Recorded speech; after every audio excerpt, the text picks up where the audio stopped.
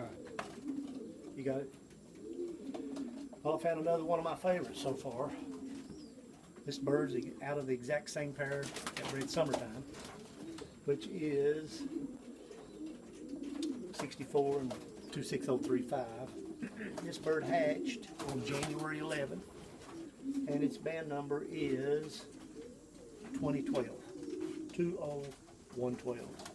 It's a cock, and out of all the birds we've handled so far, over 100 pigeons, all of them really dynamite birds. There's not the worst bird's a good bird, but this bird is the first one that has a really unusual cork body, super that brilliant. And it'd be interesting to see how this bird does fly in Africa, because I'm definitely going to send it. This bird has that body everybody talks about. I mean, you don't even know the bird's in your hand at all. This one's more buoyant than any bird we've picked up so far. Come on over here and Sam, get a picture of him. So far, this is the Africa group. I think we're down to about 17 or 18 birds after about 3 or 4 hours of judging. There he goes. Love that pigeon. That's one of the summertime birds. And I honestly believe that bird's better than any of the ones that I sent last year to represent the summertime blood. And we'll cut it off. Yep. Well, it's about 5:15 or something like that. We've been at it for 5 straight hours. And I've managed to get it down to 21 cock birds and 16 hens. And from that, I'll go through one more judging. But if you can come over and see the cocks that we've selected, I've got a lot of birds that are kin to each other. These are the cocks.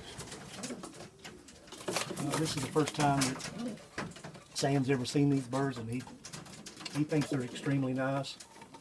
I'll go back through here again and pick a few more. At least I've got, this is one group of the cocks. There's what, 10 or 11 cocks here and 10 cocks over there, I think. All these birds have tremendous potential. There's not a weak bird in the bunch. And then here's the other cocks. One of the things we got into is like this cock bird here. You know, he's a lot younger than some of these older cocks. You know, I've got birds that hatched in December, and I got birds that hatched in May. So you're talking 6 months difference in ages. So we had to take that into consideration on some of these birds.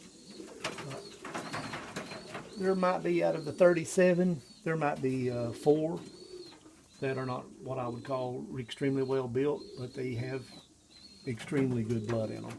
And blood means a lot to me, like anybody else. They weren't bad, and since the fact that they were extremely well bred, out of my key pairs that I went on ahead, I've banded all these birds with the green band, so I'll be able to catch these birds a little later on and go back down with them one more time to get it down to the team that we're going to use. So we've got right now 21 cock birds. And over here, there's 16 hens. And there's about 3 of these hens that are really young. They're almost June hatches. They're late May and June. So if I have to we're allowed to ship in mid-August, I may take that into consideration, like this beautiful little hen here. She may be just a little bit too young to take all the stress that'll be involved on going through the quarantines and the shipping and the heat and all that kind of stuff. Normally I would love to send that bird, but she's pretty young, so she at least made the cut. Actually, I think I think my cocks are stronger than the hens. Oh, this is a high quality group of hens. The hens are up and down the line, sleek, extremely well built pigeons, well bred. I've got one hen, I forget her band number, but she's got a bad crooked toe. I'm gonna name her, I'll name her something, I don't know, but there's one that's got a bad toe. But she's so well bred and so well built, I could care less about the toe. I went on ahead and put her in. And I'm real proud of these birds. I don't know if you can move them around much to get a good picture of them in there. But this is the end result of really going on 3 years of careful selective breeding for nothing but Africa. And we'll see how it all turns out. Again, these birds are all Sions, old line Sions that go back on to Leroy. And some of these birds look a lot like Leroy, some of the cocks especially. But, that's about it. I've used the criteria, and we've gone through, I don't know how many birds, well over 100 to get it down to these 30. And so we'll know in a little while what's going to happen. I think one of the things that I like about racing pigeons is the fact that we don't have a lot of money. We're not a big operation here. This is chicken coops, barns, and on a hillside down on the creek. And this is not a high dollar operation like so many of the big fanciers are. I think it's more like rising up from from being poor up to taking on the big boys, and that's the challenge that we've got, and that's what I enjoy about it.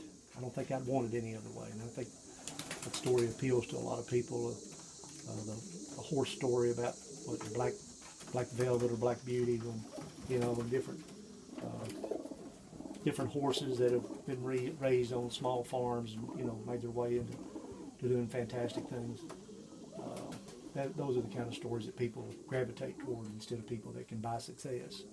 There's been no success bought here. This has all been careful breeding and a lot of training, driving 500 and 600 and 700 miles at a time, sometimes further away than that, 1,000 miles at a time, and let these birds loose.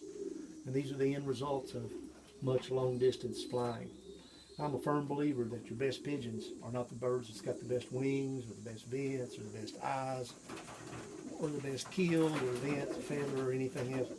I believe that the very best pigeons are the ones that come home, and the ones that have the best homing instincts. I've always believed that. I learned that as a boy, and the best way to find out which birds have the superior homing instinct is to take them long distances. And if you do everything like everybody else does, you get birds back from 300 miles, then you're going to be like everybody else. So you have to think outside the box. You want to take your birds 500 and 600 and 700 miles as young birds. And you start getting birds back from 500, 600, and 700 miles as young birds, then you've got superior pigeons, and you've got birds to be proud of, and birds that are genuinely better than everybody else's pigeons.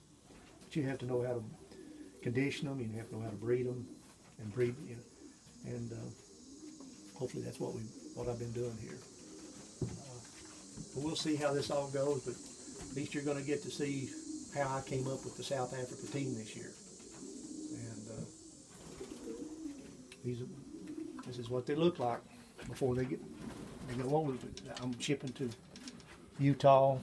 Dan Hash, he'll be the guy that takes the birds and keeps them for a month there.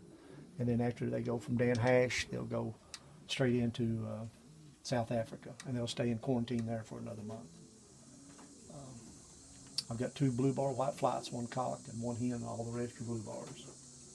The birds, for the most part, are all medium size, and they're about a 50-50 split on violet eyes and red-orange colored eyes. I've got both, and